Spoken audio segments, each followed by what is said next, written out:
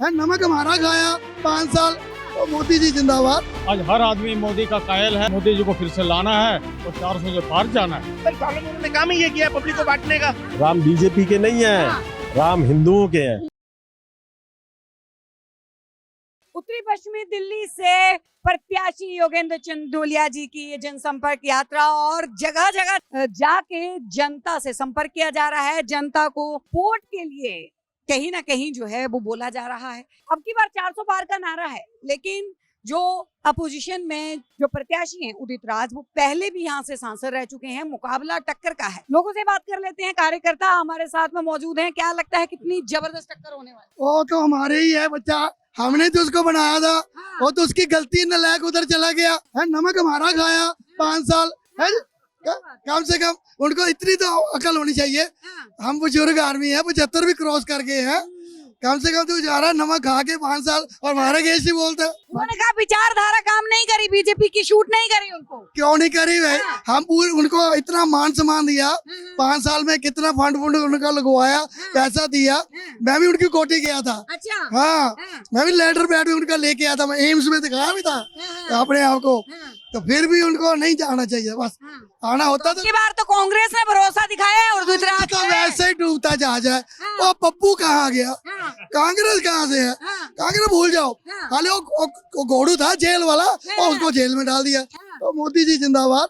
मोदी जी जिंदाबाद। कैसे टक्कर कितनी लग रही है? मैं तो नहीं मानता कि टक्कर है, क्योंकि मोदी जी ने जो हमारे को विश्व स्तर पर जो हमारे मान सम्मान बढ़ाया है भारत देश का, और इतने जो काम किए हैं, आज हर आदमी मोदी का कायल है और कहते हैं मोदी तो हमारे देश में भी होना चाहिए था। अमेरिका में भी इस बात को बोले मोदी जी अगर हमारे देश में मोदी जैसे हमारे प्रधानमंत्री या राष्ट्रपति बनेंगे तो जैसे भारत ने जो विकासशील देशों में पहले पिछड़ा हुआ था, आज सबसे आगे चल रहा है। तो इसके वजह से लोग वोट देंगे और मोदी जी को फिर से लाना है और 400 से पार जाना है। प्रधानमंत्री मोदी ने एक बयान दिया जिसमें उन्होंने कहा कि जब तक मैं जिंदा हूँ तब तक मैं कांग्रेस को मुसलमानों को आरक्षण नहीं देने दूंगा। 5,61,000 वोटों से जीते थे वे हंसराज हंस जी। अब की बार 7 लाख से पार करेंगे, 400 पार करेंगे और मोदी जी की सरकार। जी, सवाल ये है कि पीएम मोदी ने जो बोला कि जब तक मैं जिंदा हूं तब तक कांग्रेस को मुसलमानों को सारे हक नहीं देने दूंगा, क्या कहेंगे? बिल्कुल ठीक कहा उन्होंने। अल्पसंख्यक को दे रहा है। जो खाते हमारा है, गाते पाकिस्तान का है। दंगे फसाद करते हैं और पाकिस्तान जीतते हैं तो ये आतिशबाजी करके खुशियां मनाते हैं। इनको कायगा आरक्षण देना है। इस देश का बंटवारा 2 अलग अलग धर्म के लोगों के ऊपर हुआ था। हम लोग वहाँ से तड़पते उठते। जिस दिन ये बना था, मेरे परिवार के 18 लोगों की मर्डर हुआ था। ये कहना आसान है, मुझे आज भी रोना आ जाता है, जबकि मैंने वो देखा नहीं था। और वो कहते हैं हम हिंदू हैं। राजीव गांधी की मेरे पास फोटो है, उसने निकाह किया है।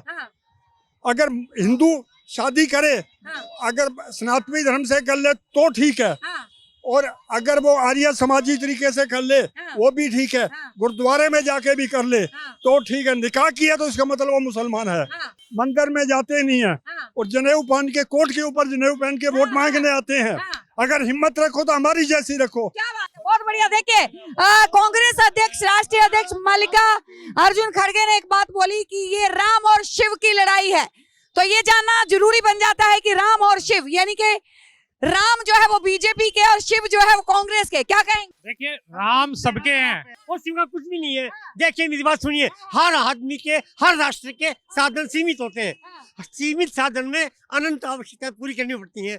अगर मैं पैसा जो मिलता है सिनेमा में उड़ा दूं, घर वाले क्या खाएंगे? फ्री में बिजली ले लो, बिजली फ्री में ले लो। विकास तो कोई होता नहीं है। इसके बाद में क्या जा रहा है? आपने कहा कांग्रेस का उम्मीदवार है, जहाँ देखी तो अपराध, वहाँ बिता दे सारी रात। यहाँ देखा यहाँ रह गया, वहाँ देखा वहाँ चला गया।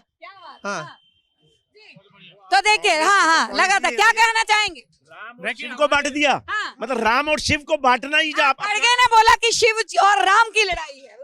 आप अपने आप समझिए, हिंदुओं के हमारे देवता जो राम जी और शिव जी, अगर वो उनको भी बांट रहे हैं तो वो पब्लिक को तो अपना भी बांट रहे हैं। पिछले 75 सालों में उन्होंने काम ही ये किया पब्लिक को बांटने का। तो राम और शिव तो बट ही नहीं सकते जी। हिंदुओं के देवता, हिंदुओं के देवता थे, हिंदुओं के रहेंगे। कितने हास्यास्पद बात है कि कांग्रेस को ये भी नहीं पता कि सनातन धर्म के अंदर भगवान शिव, जिनके आराध्य हैं भगवान राम, और भगवान राम उन्हीं के आराध्य हैं, भगवान शिव। तो जब वो दोनों अलग ही नहीं है, तो जिस कांग्रेस को यही नहीं पता कि भगवान शिव कौन है और भगवान राम कौन है, उनसे ऐसी उम्मीद ही की जा सकती है। दूसरी बात, जो आप कह रहे हैं कि राम बीजेपी के, राम बीजेपी के नहीं है, राम हिंदुओं के हैं। दूसरी बात, बीजेपी के लिए राम मंदिर कोई मुद्दा नहीं है। क्यों?